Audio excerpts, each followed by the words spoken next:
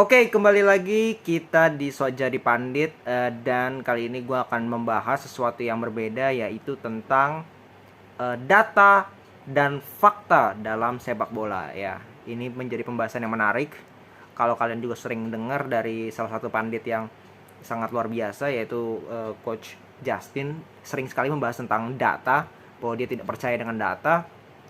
Itu yang gue membahas, dan kali ini gue sangat setuju dengan beliau, dengan pendapat beliau bahwa lu kalau mau menonton, kalau mau menilai suatu pertandingan, lu tidak bisa hanya melihat dari statistik.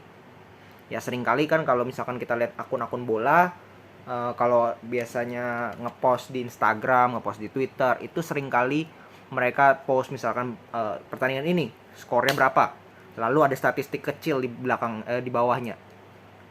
Shot, biasanya shot, possession, on target, off target, golnya berapa. Terus paling ada pass, ya itu pun jarang. Ya. Kalau orang yang tidak menonton secara langsung, hanya melihat dari posan tersebut, itu pasti akan sangat-sangat terbuai. Dalam arti mereka bisa tergiring kepada suatu opini yang belum tentu itu benar. Dan gue jamin sebagian besar itu salah. Sebelum itu gue jelaskan dulu sebenarnya apa yang dimaksud dengan data versus fakta. Ini menurut gue dua komponen yang saling berkaitan yang tidak boleh dipisahkan. Harus ada data, harus ada fakta dalam sebuah pertandingan sepak bola. Kalau lu mau menilai pertandingan sepak bola, kalau lu mau menilai suatu pemain, misalkan lu mau menilai secara overall sebuah klub, mau nilai secara overall sebuah kompetisi atau sebagainya yang berhubungan dengan sepak bola, itu harus ada dua elemen ini, ada data, ada fakta. Gak bisa hanya data. Kalau fakta, hanya fakta, ini kadang-kadang orang juga tidak percaya. Contoh begini, ini di luar sepak bola, kita berbicara di umum aja. Contoh, ada berita di salah satu media yang mengeluarkan judul statement bahwa banjir di Jakarta itu meningkat tahun ini. Kalau itu fakta, tapi kalau orang hanya melihat itu doang sebagai suatu fakta, orang belum tentu percaya. Bisa aja nih bohong, bisa aja nih ngada-ngada, bisa jadi hoax. Mana datanya? Orang banyak bilang datanya. Makanya kalau orang debat, banyak yang bilang mana datanya. Padahal yang dia sampaikan misalkan pendapat yang dia dapatkan dari data yang, tapi dia tidak, istilahnya ya ini gue kasih tau data yang enggak, tapi dia hanya membeberkan fakta-fakta, itu bisa jadi benar. Nah tapi orang yang mendengar fakta itu pasti butuh validasi, makanya itu adanya data. Itu contoh yang simple lah. Kalau dikasih fakta banjir Jakarta meningkat, dikasih data statistiknya jelas, tahun ini meningkat berapa, tahun kemarin berapa, tahun ini berapa, meningkat berapa persen, itu lebih meyakinkan orang. Sama halnya dengan sepak bola. Lu tidak bisa menilai misalkan dalam suatu pertandingan hanya berdasarkan statistik, di mana statistik semua unggul, possession unggul, shot unggul, shot on target unggul, shot off target unggul, passing unggul, semua unggul pokoknya. Tapi lu tidak bisa nilai bahwa ini sudah pasti lebih baik daripada tim yang dilawan. Ini contoh paling bagus yang ingin gue sampaikan, yang gue ambil. Ini pertandingan antara Villarreal berhadapan dengan Bayern Munchen. Itu di leg pertama, di mana mereka ketemu di Stadio della Ceramica. Ini kandangnya Villarreal, di mana Villarreal menang 1-0. Golnya cepat, itu gol dari Danjuma. Oke. Ini kalau hanya lihat dari statistik, nanti gue akan tampilkan statistiknya. Ya kalian bisa lihat sendiri. Statistiknya semua mendukung. Mungkin hanya big chances yang dicatat di sini, tapi ini sudah gue ambil dari salah satu platform ya, namanya Footmob. Ini sudah cukup jelas, sudah cukup banyak lah istilahnya data-data yang diberikan. Ini yang topnya aja statistik. Itu belum nanti di bawahnya ada shot lah, off target, on target, block shot, itu banyak. Itu nyaris bahkan dari expected goal itu semuanya mengarah kepada Bayern Munchen. Bisa dilihat di sini. Shotnya sampai 22, Villarreal cuma 12. Expected goalnya juga lebih banyak Bayern Munchen sedikit. Big chances tadi gue bilang Villarreal yang unggul. Terus passingnya jauh lebih banyak Bayern Munchen, lebih akurat. Terus kalau lu lihat on targetnya itu ada 4 dari Bayern Munchen. Nanti gue akan kasih statistiknya. 8 off target, sedangkan si Villarreal itu hanya 5 off target dan 1 on target. 1 on target dan 1 gol. Oke, ini menarik. Block shotnya itu Bayern Munchen di blok 10 kali, Villarreal itu hanya 6 kali dari 12 shot. Artinya kalau, dan di sini juga dicatat bahwa 1 kali kena tiang. Nah, ini kan gue ambil dari platform yang sudah jelas menyediakan statistik dan butuh effort untuk melihat, untuk mencari, oh statistiknya kita lihat seperti hebat. Ini pun belum bisa menggambarkan keseluruhan. Ya, contoh, ball possession. Bayern Munchen menang 62-38. Ya. 62-38, kita nggak tahu penguasaan bolanya ini ada di daerahnya Villarreal atau cuman di belakang-belakang doang ball possession halaman. Giliran langsung ke depan, hilang bola. Bisa aja. Itu tidak dilihat oleh data. Contoh yang kedua, passing 563 dari Bayern Munchen. Suksesnya 481. 85% katanya data. Ini yang memang sudah cukup lengkap yang gue bilang tadi. Beruntung sudah cukup lengkap. Dikasih tau lah.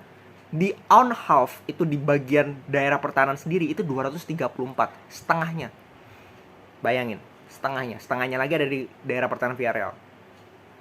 Jadi kalau lu tidak lihat datanya pun dengan keseluruhan, hanya yang tadi biasanya di-post oleh akun-akun sepak bola, lu bisa salah tafsir terhadap pertandingan ini. Dan kalau lu nonton pertandingan ini dan lu lihat statistik ini berbeda. Karena jelas di pertandingan kali ini Villarreal itu bisa menang lebih dari 2-0. Karena peluangnya begitu banyak. Gerard Moreno mendapat, Neuer itu udah salah, dia udah maju, bolanya ke Gerard Moreno, gawang udah kosong, placingnya masih melebar. Belum ditambah tiang, belum ditambah beberapa kali counter cepat dari Villarreal. Itu yang tidak bisa dilihat dari statistik. Lu harus tonton. Bahwa mereka banyak shot, ya. Banyak shot on target 5, oke. Tapi lu harus lihat 4 dari Bayern Munchen. Lu harus lihat kadar bahayanya itu apa. Nggak ada bahayanya sama sekali. Sedangkan ketika Villarreal sekali melakukan tekanan, itu langsung terjadi keributan di lini pertahanan dari Bayern Munchen. Makanya di sini catatannya big chances-nya lebih banyak. Walaupun sebenarnya 2 itu ya mungkin yang di kotak penalti, belum peluang dari Gerard Moreno, belum berapa kali dia kena intercept dan sebagainya, belum offside, golnya dianulir. Itu kan sebuah peluang-peluang besar yang lu hanya bisa tonton di pertandingan. Lu nggak bisa lihat di statistik yang ada di mana-mana itu, di Google lah, lu cari di platform lain. Tapi lu harus tonton. Ketika lu tonton, lu bisa nilai. Oh, gue misalkan nggak dapet jawaban, misalnya angka yang pasti berapa sih shotnya, gue taunya cuma banyak. Ya gue lihat statistik, oh ternyata 20. Udah, that's it. Oh, misalkan gue tadi lihat peluang berbahayanya di 3, 4, 5. Oh, gue pastikan lagi di statistik, oh ternyata 4 atau 5. Itulah gunanya dari data. Bahwa data ini tidak bisa berdiri sendiri. Data ini ada untuk memvalidasi yang namanya fakta. Jadi dibutuhkan itu lu fakta, baru adanya data. Di sepak bola pun begitu. Jadi kalau kalian menilai sebuah pertandingan, kalian nggak bisa lihat dari statistik doang. Kalian harus tonton. Kalian benar-benar harus tonton pertandingan itu untuk menilai. Kalaupun kalian cuma lihat statistik, ya kalian jangan nilai. Kalian jangan berani-berani menjudge gitu. Nah, itulah kerjaan dari netizen karbol, fans karbol. Yang gue sebut karbol itu adalah karbitan bola. Dimana fans ini nggak ngerti sebenarnya apa sebenarnya kita itu ada. Bukan gue, mungkin pandit-pandit yang lebih senior yang sudah profesional ada untuk menjelaskan how pertandingan itu berjalan. Bukan cuman skor, oh menang 2-1 luar biasa, shotnya lebih banyak. Itu lu bisa tonton, lu bisa lihat sendiri statistik, nggak usah dijelaskan. Yang dijelaskan adalah bagaimana cara mereka menang dan apakah mereka layak menang. Walaupun dengan ball possession kalah, mereka bisa saja layak menang kalau mereka lebih efektif. Itu berkali-kali gue bilang bahwa kunci kemenangan itu ada 4 komponen, bukan hanya 1-2. Tapi yang pertama adalah pelatih. Itu penting. Yang kedua adalah kualitas pemain. Yang ketiga adalah mentality dan juga fighting spirit. Itu yang penting. Dan keempat adalah efektivitas. Efektivitas. Oke? Dan mungkin ada kelima, ya ini mungkin faktor-faktor ya kesekian, itu adalah keberuntungan, sedikit keberuntungan. Karena setiap tim itu butuh keberuntungan. Itu butuh keberuntungan. Tidak mungkin sebuah tim itu tidak butuh keberuntungan. Tim besar manapun pasti butuh keberuntungan. Dan gak ada salahnya karena that's football, that's game manapun itu butuh keberuntungan. Oke? Jadi itu yang gue mau jelaskan tentang apa sebenarnya fungsi data dan juga fakta di dalam sepak bola. Dan sering salah tafsir. Mungkin orang ya gak mau dengar karena mungkin klubnya dijelek-jelekin karena data dan sebagainya. Tapi yang lu harus paham bahwa tujuan dibuatnya video-video pandit tersebut, di mana mereka menjelaskan benar-benar apa sebenarnya yang terjadi, selain yang di data itu catat. Nah itu kalian harus dengar karena mereka tonton pertandingan dan mereka sudah biasa melakukan analisa.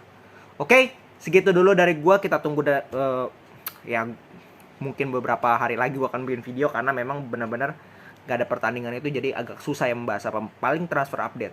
Oke, segitu dulu. Jangan lupa subscribe, share, like, dan juga komen. Oke, segitu dulu. Salam sepak bola.